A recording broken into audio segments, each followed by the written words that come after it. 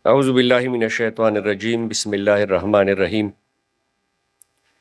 لقد من الله على المؤمنين إذ بعث فيهم رسولا من أنفسهم يتلو عليهم آياته ويزكيهم ويعلمهم الكتاب والحكمة وإن كانوا من قبل لفي ضلال مبين صدق الله العظيم. انتہائی قابل احترام زمونږ په دې محفل کې میلمه مشر مفتی نصیر صاحب چې د دیر ناغي تشریف راوړی دی، نور دلته میلمانه مشران علماء کرام د دې مدرسې محتمم بختیار رور، د دې سرپرست ډاکټر عبید صاحب، د دې اساتذه کرام، ګلونه ماشومان، د مکې خیلو د تپې نه او د چغرزو د نور علاقو نه، د بونیر د مختلفو طرفونو نه راغلو سپین روبو مشرانو، ټولو ته دلته دې مدرسې ته په راتګ په خیرحالي وایم، شکریه ادا کوم چې دې محفل له دې مبارک محفل له ښکلا ورکړې ده. په دې موقع چې دا تقریب زمونږ د دې ماشومانو د دې بچو د دې د حفظ د دې د ناظرې د ختم په اعزاز کې دا تقریب منعقد شوی دی. زه دې ماشومانو ته، د دې والدینو ته، د دې اساتذه کرامو ته، د مدرسې منتظمینو ته په دې باندې ډیر زیات مبارکباد پیش کوم او د الله تعالی نه زما دا دعا ده چې د دې ماشومانو بچو په عمر کې په علم کې برکت واچي او پر روانو وختونو کې په دې معاشره کې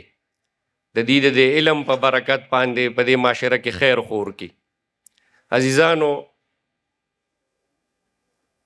دا د تعلیم و تعلم دا سلسله، د قرآن د زده کړې دا سلسله، خپل را روان نسلونه د دې د قرآن د علومو د احادیثو د علومو نه د منور کولو دا سلسله،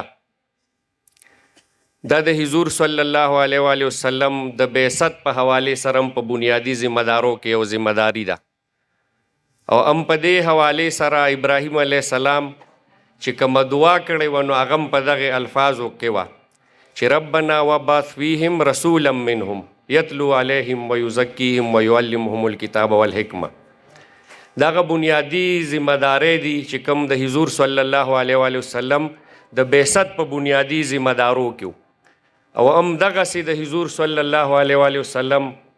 دی دنیا ته د راتګ هغه مقصد په نورو الفاظو کې الله تعالی داسې فرمایلی دی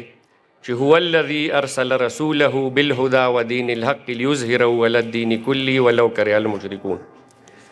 عزیزانو، په دې وخت کې دا د دې دور او دا د دې وخت تقاضا ده مونږ که وګورو مسلمانان چې تر کله پورې په قرآن او سنت باندې عمل پیراو، عمل یې پې کو،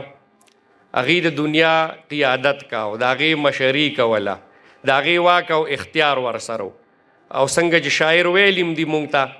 چې وہ زمانے میں معزز تھے مسلمان ہو کر اور تم خوار ہوئی تارک قرآن ہو کر. خو تر کلې نه چې مونږ قرآن او سنت شاته غورځولی دي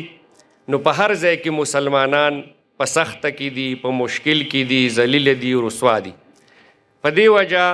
د دې محفل هم دا تقاضا ده، د دې وخت او د دې دور هم دا تقاضا ده چې مونږ یو ځل بیا قرآن او سنت طرف ته رجوع کو، د دې تعلیمات په معاشره کې عام هم کو، د دې نه ځان خبر هم کو او په عمل کې د دې قرآن او سنت د نظام دپاره کوشش وکړو تر څو پورې چې د قرآن او سنت غالب شوي نی، د دې نظام غالب شوي نی، په دې معاشره کې په غټه سطح باندې خیر خورېدی نشي. دې وجه دا زه درخواست کوم او دا اپیل کوم د دې موقع په مناسبت سره د دې نه فایده اخلم او دا اپیل او درخواست کوم چې د قرآن او سنت د نظام دپاره په دې معاشره کې جماعت اسلامی کوشش کی د تعلیمی ادارو په شکل کې د قرآن و سنت د پیغام د عام کولو په صورت کې، د قرآن فهم القرآن کلاسونو د منعقد کولو په صورت کې، د دې ملک په سیاسی نظام کې د یو متبادل او ښه قیادت ورکولو په صورت کې، دلته د عوامو د خدمت په صورت کې او په دې وخت کې هم خپل د را روان نسلونو لا د بچو لا سکل او هنر ورکولو په صورت کې په هر اړخ باندې جماعت اسلامی کار کی. زه د دې موقع نه فایده اخلم او دا اپیل کوم چې په دې نیک کار کې، په دې ښه مقصد کې د قرآن او سنت د نظام د غلبې په دې تحریک کې برپور مونږ په شریکه ملګرتیا وکړو او د دې ملک مستقبل او دا ملک چې دا د لا اله الا الله په بنیاد باندې جوړ شوی دی هغې طرف ته مونږ په شریکه لاړ شو. یو ځل بیا د ټولو ماشومانو ته، طالب علمانو ته،